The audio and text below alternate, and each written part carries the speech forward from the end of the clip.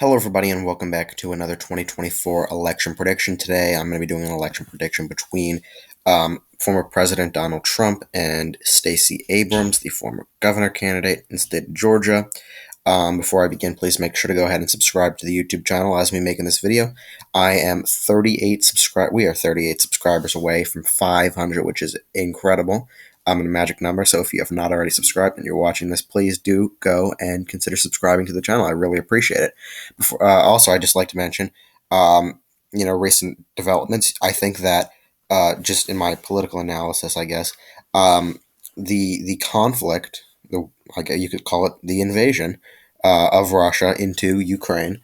I think you could see a little bit of a boost in popularity with Joe Biden. I know that people, at least in the new NPR poll that came out, had Joe Biden at a 47% approval. The previous one had, the NPR poll had him at a 40% approval. Now, you could partially put that on Russia-Ukraine. I don't know if that entirely is true, but I would say that it is also due to having that State of the Union boost, and that will increase Democrat chances, and maybe that is a silver lining for them, or not a silver lining, but something that could help them not lose as badly in 2020 in November.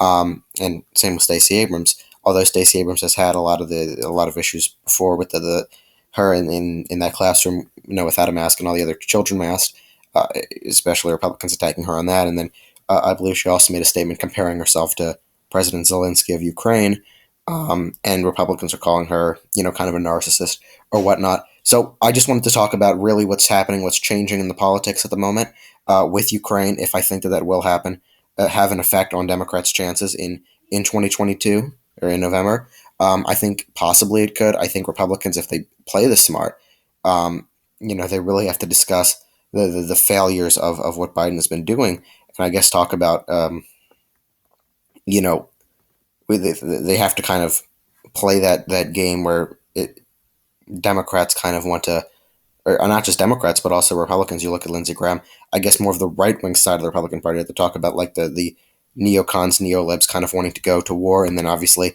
the Democrats would talk about preserving democratic values in Ukraine. So you can have that conflict there, and whoever wins out wins out. But I think if Republicans take, frankly, the side of the more conservative part of the party, they may do better in 2022, but that's yet to see. So I will make this prediction a little bit more favorable to the Democrats. Now, I'm not saying that Stacey Abrams will beat, not Donald Trump, Ron DeSantis, but I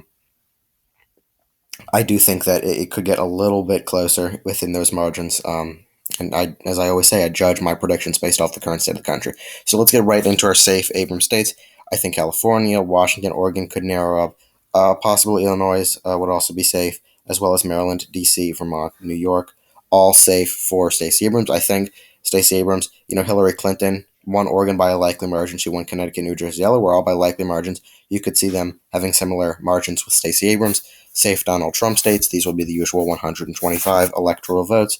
Again, sorry if, I guess you could have skipped ahead in the beginning, but that long introduction in the beginning, I just really wanted to talk about what's going on. But that's 148 to 125. Let's get into our likely Stacey Abrams states. These will be Oregon, this week Colorado, Connecticut, New Jersey, Delaware. She will do better in areas like Detroit, like Pennsylvania, even better than Joe Biden. And of course, Minnesota, I still think would go Democratic, even with DeSantis. Stacey Abrams could drive out the black support in those areas. That brings her 191 electoral votes. Ron DeSantis, you see those Iowa, Ohio swinging, as well as Maine second, would go likely for Ron DeSantis. I also think he'd be able to win Texas and Florida by likely margins. I mean, you've seen those polls that he's had against his Democrat challengers. There was even a poll that had him up over 20 points against both Nikki Fried and Charlie Crist. Charlie Crist most likely to be the nominee for the Democrats, for the governor nominee, and he was even beating him by over 20 points. So DeSantis would win Florida in 2022, and I still think in 2024 by likely margins. Lean states for Stacey Abrams, this would be New Mexico, this would be Virginia, Minnesota, Maine at large, would all lean in favor of Stacey Abrams. DeSantis would be able to lean Nebraska 2nd Congressional District. He'd be able to lean North Carolina, Nevada, Arizona, and Wisconsin. I think he'd be able to win in those areas. I think that Stacey Abrams would be able to tilt New Hampshire in her favor. I think that she would be able to tilt Michigan in her favor. I think DeSantis would be able to tilt Georgia in his favor, winning the election, and the state of Pennsylvania. So that would give him 298 electoral votes to Stacey Abrams, 240. A very close election between these two candidates, and I do think it would be. Yeah, Ron DeSantis goes on to become 47th president of the United States of America, defeating Stacey Abrams in an incredibly close election. Anyway, thank you guys so much for watching this video. Please let me know what you think of it in the comments below, what states you would have changed and kept the same.